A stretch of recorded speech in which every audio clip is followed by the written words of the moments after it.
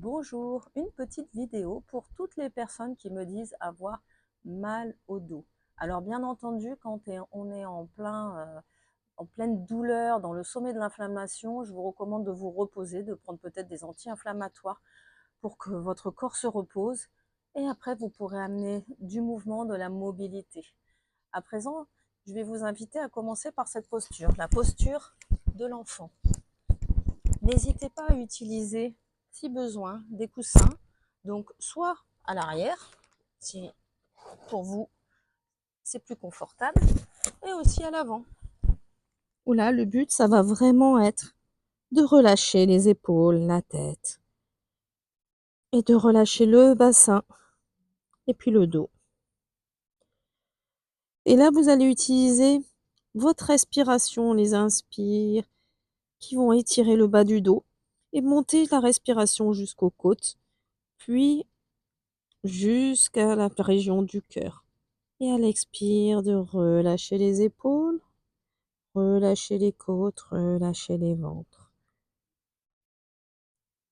Prenez à nouveau une grande inspire et faites monter votre air du ventre, des côtes, juste à la cage thoracique. Et à l'expire, relâchez le haut, le milieu et le bas du dos.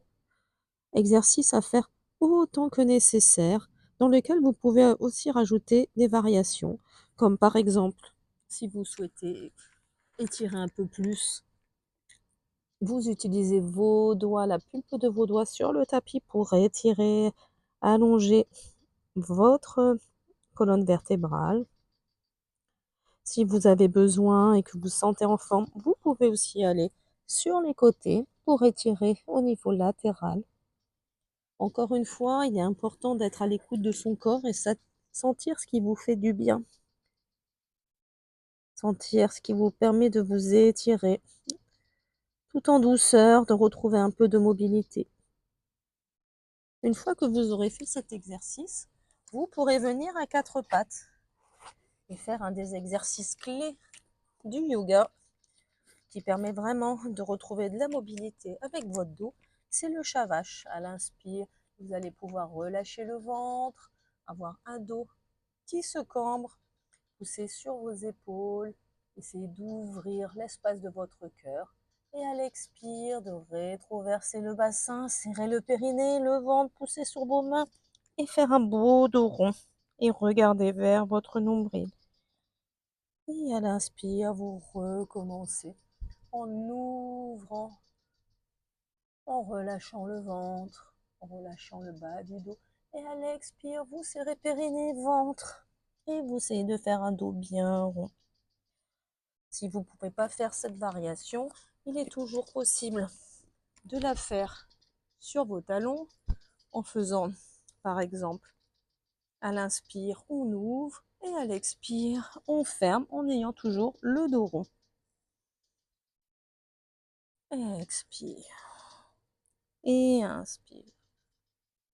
Ensuite, je vous invite à faire la posture du chien tête en bas, mais que vous pouvez encore une fois modifier selon votre niveau, selon vos douleurs, selon l'état du jour. Donc, soit vous pouvez commencer sur un chien tête en bas, les jambes tendues, mais en général, je trouve que c'est mieux de commencer avec les deux genoux pliés et le ventre sur vos genoux pour bien étirer et faire une posture juste. Au fur et à mesure, vous pourrez peut-être étirer un peu plus en passant d'une jambe pliée à l'autre, comme si vous pédaliez. Et doucement, vous pourrez venir et peut-être repasser par la position de l'enfant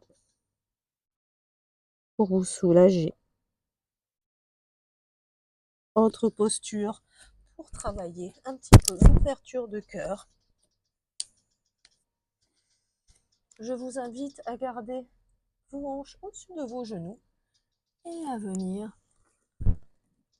poser votre menton sur le tapis. Attention, si vous avez mal, Ne forcez pas. Et vous pouvez passer de l'avant en arrière pour mobiliser. Serrez bien les fesses quand vous relâchez vers l'avant. La dernière posture qui pour moi, à mon avis, est la plus efficace pour remobiliser son dos, c'est de s'allonger. Toujours si vous avez des douleurs, vous pouvez vous arrêter à la version enfant allongé en étirant vos deux genoux vers la poitrine. Vous pouvez aussi étirer un genou vers vous, tendre l'autre jambe, pied flex, et bien étirer et sentir que vous mettez de l'espace entre vos deux jambes. Très utile pour remettre vraiment son bassin bien à plat. Vous expirez, vous faites de l'autre côté. Étirez votre genou vers vous, votre jambe au sol, pied flex, bien tendu, et vous pouvez lever la tête. En général, une fois que vous aurez ramené vos deux jambes au sol, vous devriez sentir votre bassin beaucoup plus ancré au sol. N'hésitez pas à faire cet exercice le plus souvent possible. Pour finir, on va faire un exercice qui permet de bien se détendre. Vous pouvez laisser tomber vos genoux sur un côté, la tête va dans le sens opposé. N'hésitez pas à utiliser des coussins si jamais vous avez besoin de plus de confort suivant votre état du jour. Utilisez toujours une grande respiration à 3 étages, ventre, côte, thorax, pour bien étirer tout votre côté opposé. Et doucement, vous pourrez le faire de l'autre côté, les épaules bien au sol et le regard opposé à vos genoux.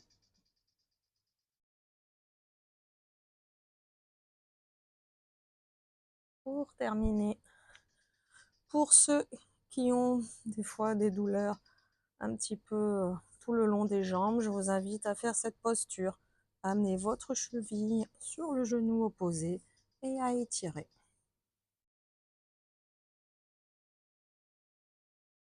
Et vous pouvez changer de côté. Souvent, pour les sciatiques, c'est assez utile. Et le dernier, parce que quand même, il y a un petit bonus. Moi, je l'adore, c'est le demi-pont. Vous rapprochez bien vos deux pieds de vos fessiers. Vous soulevez les fesses. Donc, vous pouvez rester là. Vous faites attention de ne pas ouvrir vos genoux, de rester bien ferme, de pousser pour se relever. Et là, c'est surtout là que c'est intéressant. Vous allez expirer, serrer le périnée, le ventre et descendre le haut du dos, le milieu et le bas du dos. Sentez comme vous mobilisez toute votre colonne.